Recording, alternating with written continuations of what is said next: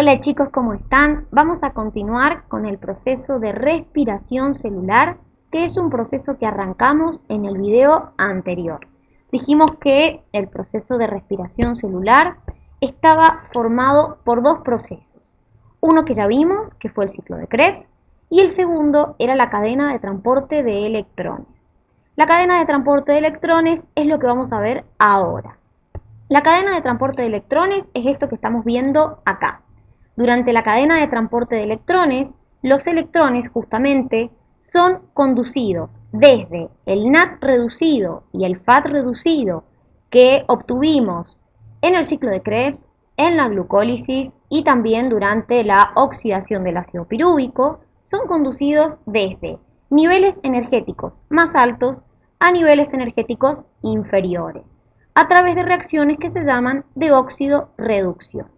Esto es posible debido a que existen lo que nosotros le llamamos los citocromos, que son estos compuestos que ustedes ven acá. En realidad son complejos multienzimáticos que tienen unidas moléculas de citocromos.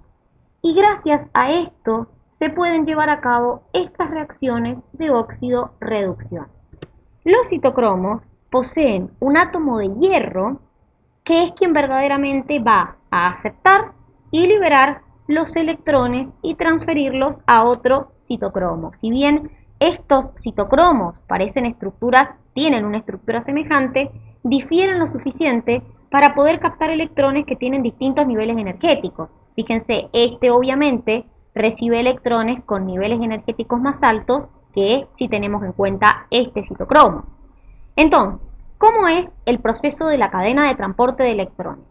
El NAD va a ceder sus electrones a este primer citocromo, que es la flavina mononucleótido. De ahí se va a ceder el electrón a la coenzima Q, de ahí al citocromo B, al citocromo C, al citocromo A y finalmente al citocromo A3. Cada vez que estos compuestos ceden electrones, se produce la oxidación del citocromo. Y cuando se produce otra vez una ganancia de electrones, se vuelve a el estado de reducción. Entonces, para que quede un poco más entendible, cuando yo pierdo electrones me oxido y cuando gano electrones me reduzco. Entonces, como les he dicho, los electrones van a ir saltando a niveles energéticos inferiores. ¿Qué pasa con los electrones que provienen desde el FAD reducido? Bueno, estos, como tienen menos nivel energético, ligeramente menor, van a entrar directamente desde acá. Van a ser cedidos a la coenzima Q y de acá van a empezar a saltar, diríamos, por los citocromos. ¿Hasta cuándo? Hasta que lleguen a nuestro aceptor final de electrones, que es el oxígeno. El oxígeno es el aceptor final de electrones que se va a combinar con protones que hay en solución y me van a dar agua. ¿Qué quiere decir esto? Que a medida que los electrones van saltando por nuestra cadena de transporte de electrones, se va liberando energía porque van saltando a un nivel energético inferior. Esa energía la mitocondria la usa en un proceso que se llama fosforilación oxidativa, que es un proceso básicamente a partir del cual, a partir de ADP y fosfato, yo voy a formar ATP. Entonces, ¿dónde van a estar estos citocromos? Van a estar en la membrana mitocondrial interna. Ahí voy a encontrar a estos citocromos, en esa membrana que, si se acuerdan, tenía crestas. Ahora, como medida cuantitativa, ya lo vamos a terminar de entender, por cada molécula de NAD que ceda sus electrones, yo voy a terminar obteniendo 3 moléculas de ATP. Y por cada molécula de FAD reducido que ceda sus electrones, yo voy a terminar obteniendo 2 moléculas de ATP. Entonces, como les dije, la cadena de transporte de electrones, mientras los electrones van saltando, la energía que se libera, la mitocondria la usa en otro proceso, que se llama fosforilación oxidativa.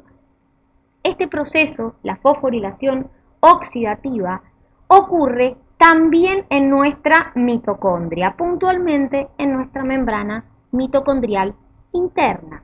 Miren, acá les muestro una imagen, ahora la vamos a ver en detalle, pero para que vean un poquito de qué se trata.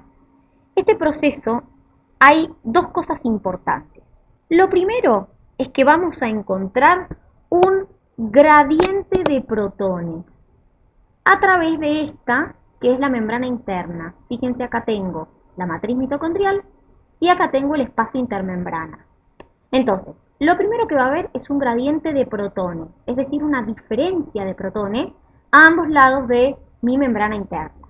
Y la energía potencial que esté almacenada se va a liberar y va a ser capturada para formar ATP. Antes que me olvide de decirles, la mayoría de los transportadores de electrones que vimos, fíjense, están asociados a proteínas integrales.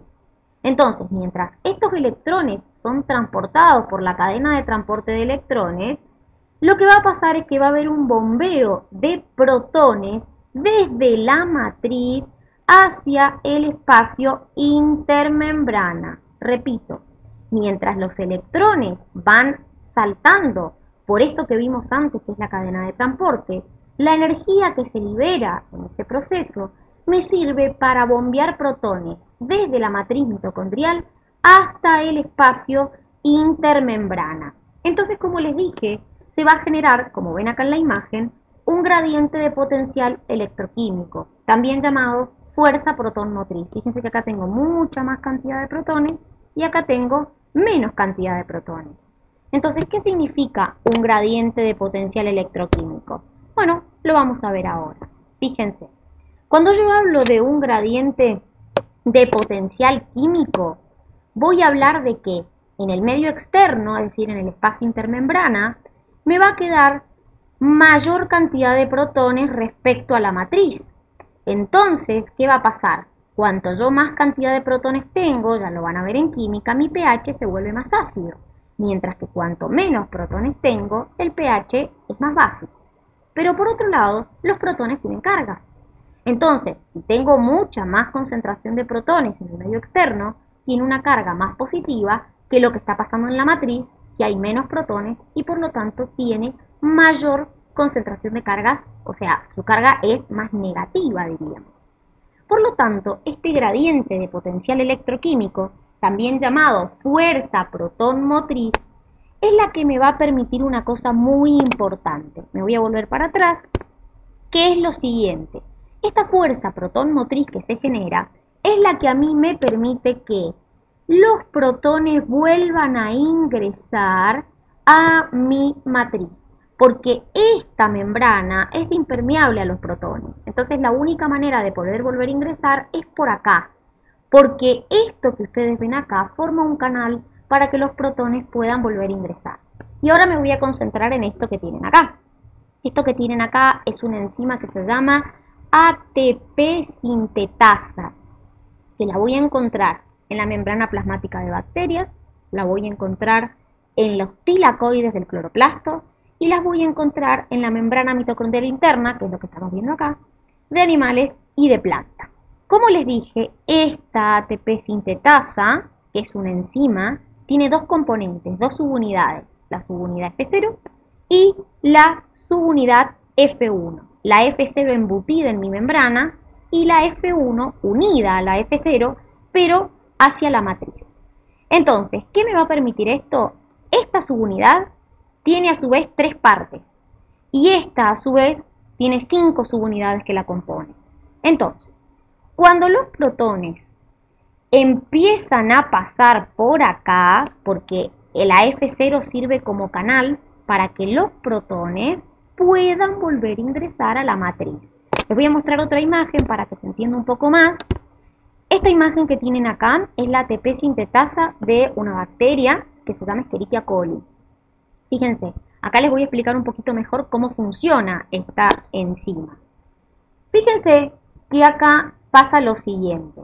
Lo que acá nos muestran es que cuando los protones pasan por la subunidad F0, ahí no se ve muy bien, pero esta es la subunidad F0, lo que hace es generar una rotación en el anillo formado por las subunidades C.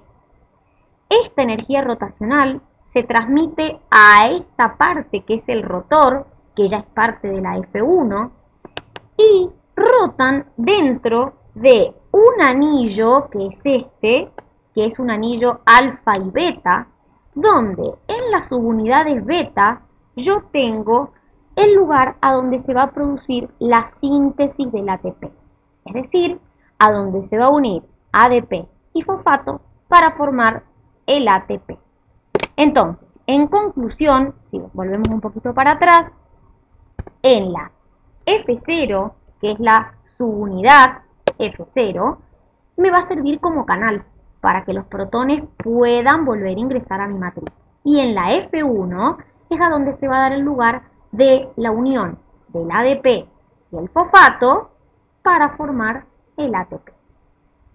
Esta es la razón por la que nosotros decimos que en el proceso de la respiración celular se forma ATP.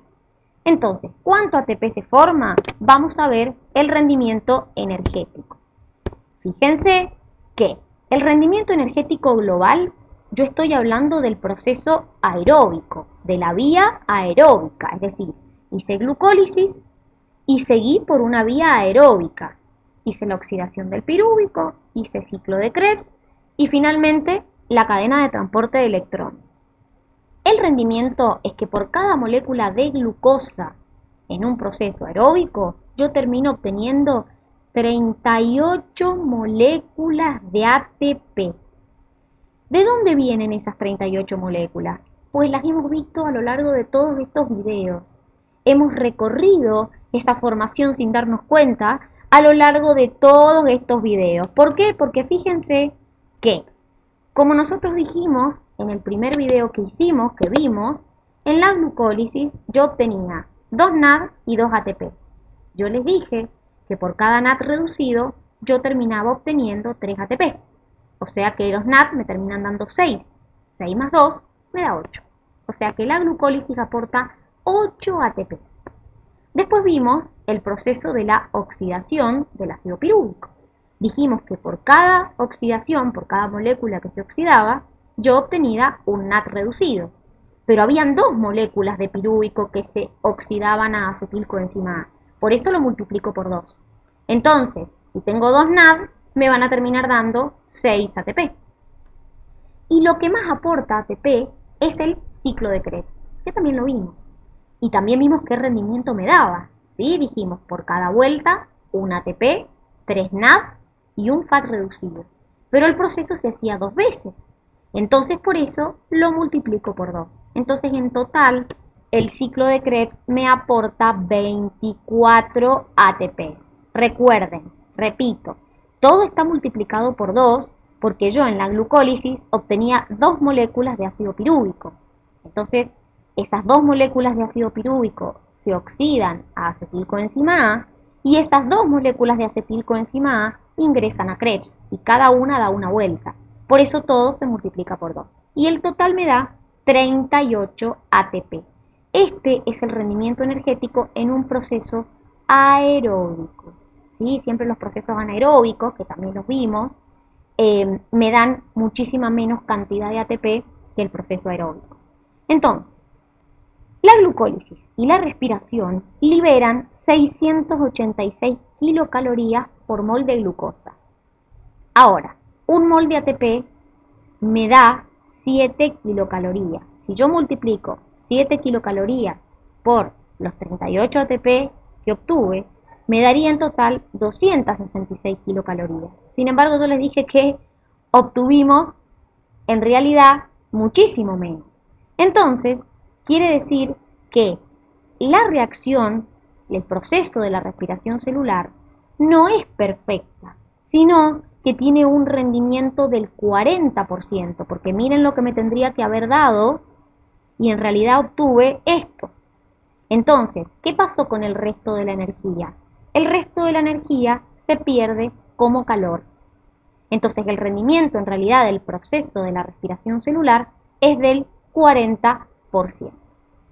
Entonces, para que repasemos, vimos primero la glucólisis, Después vimos el proceso de, en la vía aeróbica, obviamente, la oxidación del ácido pirúvico, el ciclo de Krebs y finalmente el proceso de la cadena de transporte de electrones y el proceso de la fosforilación oxidativa, donde vimos cómo finalmente terminábamos obteniendo el ATP.